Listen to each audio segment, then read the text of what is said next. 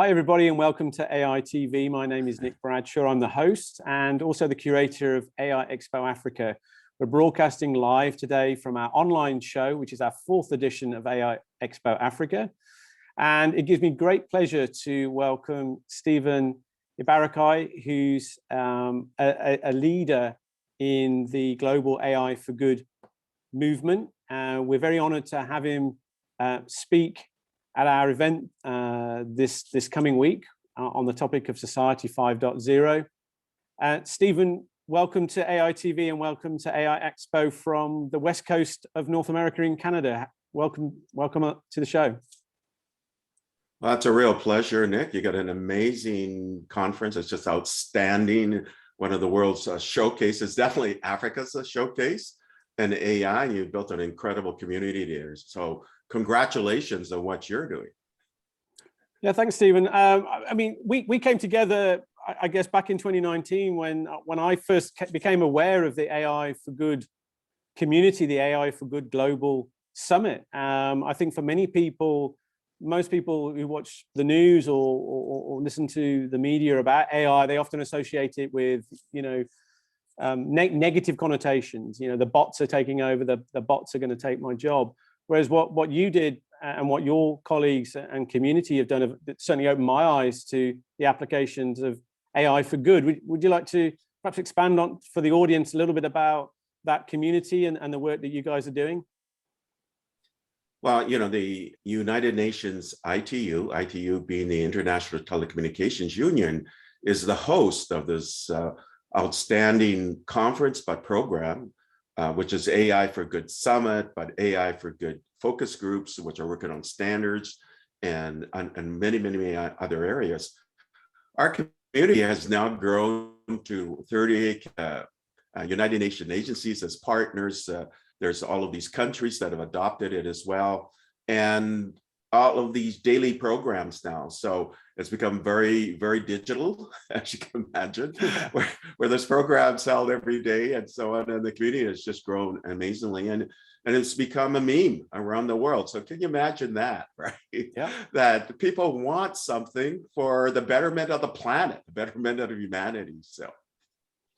Yeah, look, I mean, one of our bigger aspirations with the ITU has been to localize some of the programs that they've been doing. And actually, we achieved that even with the pandemic at the moment by launching the ITU Innovation Factory Challenge this year. So we've kind of, even with all the problems and challenges that we have, we've managed to work with the ITU to land their first AI for Good Innovation Challenge program here in Africa, and it was a great success. Actually, one of the winners is at the show. I mean, one of the great things we've got, Stephen, from your keynote speech is the fact you're going to be talking about Society 5.0. Now, many people think we're only in Society 4.0 or approaching that. So can you explain a little bit about 5.0? What does that actually mean? Where are we heading? Well, you have Klaus Schwab in 2016 at the World Economic Forum, and he produced a book on the 4th Industrial Revolution, which is a sort of convergence of the biological, the digital, and physical. But that has become so pervasive now. All of this sort of accumulation of technologies driving acceleration throughout the world, even digital transformation and industry being transformed. But it's become so pervasive that it's, created things like smart cities, and it's influencing culture and society. So this came out of Japan in 2018, Society 5.0, this idea that's proliferating through every aspect of our lives. And at the same time, a Dutch group called the World Dutch IT Society, KNVI, came up with this idea of smart humanity. So smart users, smart cities, smart this, smart that. Really, again, that's sort of same philosophy that is infusing every part of our lives. And when you look around, it is, right? I mean, if you have a television, it has a computer in it, it likely has some AI in it. Most people have some kind of a phone. That phone has AI in it. In fact, the next phone will probably have an A15 bionic chip with, 20 trillion transistors, and you can do, it's a supercomputer in a phone. I mean, people have it on their devices. So this proliferation is influencing everybody's lives in ways that they can't even imagine. Even when you go online and you search, and there's AI driving all of your search results. So you can't avoid it. You're going to be integrated with it. You're going to be augmented with it. And it's going to be so seamless that every aspect, whether any particular device around you in your home, or when you drive, or when you walk the streets, whatever, you're going to have AI integrated. And that's all part of smart humanity, or a society 5.0. Now, I mean, we're kind of in this very interesting, I guess, gray space where we're starting to see the emergence and discussions of standards and regulations around AI. We even have one of the people leading some of the discussion on the European Union's regulations for AI speaking at the conference this year, which we're very grateful for. I mean, where do you see some of the big hurdles that we have to overcome to allow people to freely embrace some of these technologies without fearing them? Because at the moment, I think in the general media, most people fear these technologies, and maybe in some aspects that's a good fear to have. But where do you see some of these barriers that we need to overcome to get to this point of adoption that you talk of? Well, let's unpack that question. There's this adoption side, and then there's some kind of regulation around it so that we're safer, right, in some way. So talking about adoption, people actually think that it's just every corporation has adopted it. It's true that people like McKinsey are saying 50% plus, and others have some kind of adoption, and the World Economic Forum is predicting over 80% by 2025. But adoption could be just a proof of concept in one corner of your business.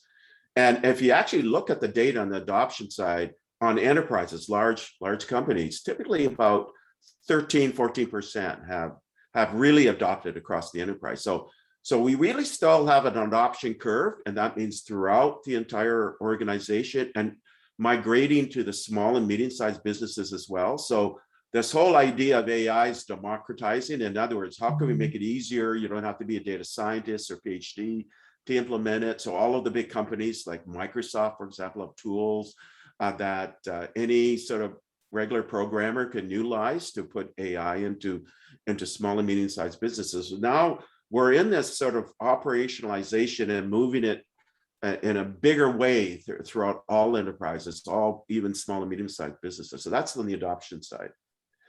But with adoption comes this idea, well, what about things like data bias, and is it going to be used incorrectly?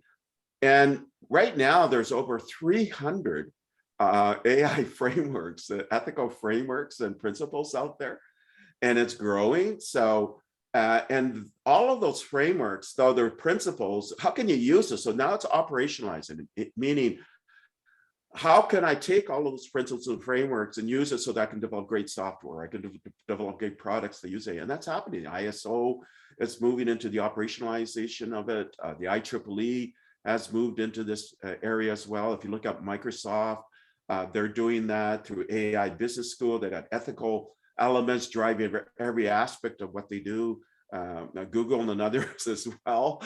You hear these people in the news, but so that's become a fundamental principle of now using AI, and governments are embedding in this. There's a group called the AI, let's see here, the Responsible AI Institute, which is actually producing tools that any company can use. There's some free material they have on their website already. The World Economic Forum has this action group also working in this area, one of them which is chaired by Arvind, the chairman of IBM. So where do I see this going? A continuation of producing operationalized standards, or operationalizing the use of AI, and companies also supporting this as well, and governments.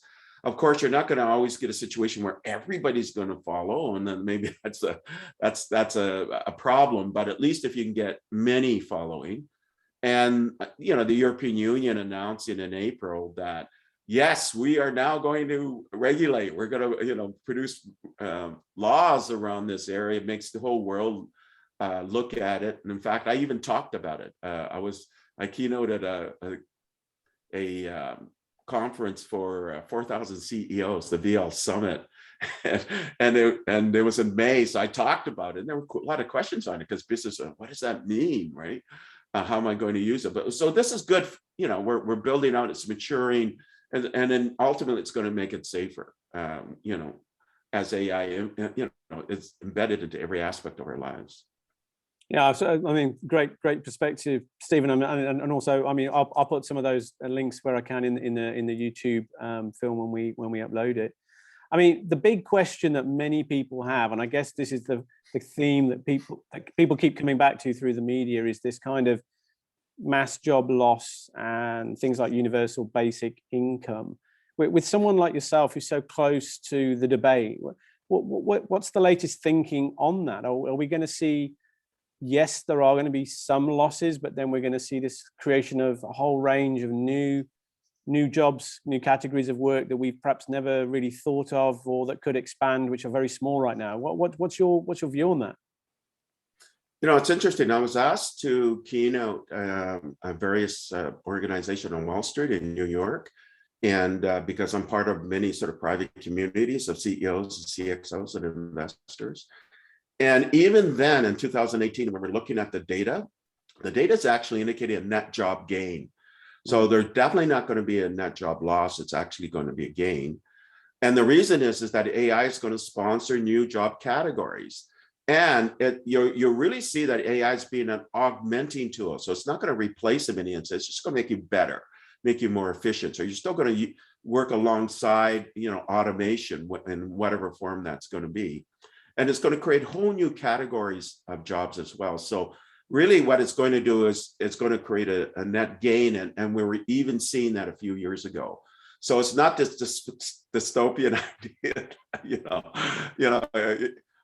people are going to lose their jobs and not never find any work. You just have to be reskilled. So that's an important aspect, making sure that your company or the region that you have, or that the schools that you're going to have curriculum that drive towards the new job trends. Also, the communities that you have that have programs for reskilling. And some of the big companies, Infosys, for example, has a free tool in the US, and now they're making it available in Canada, and they may even scale it worldwide, where they actually give you reskilling for free.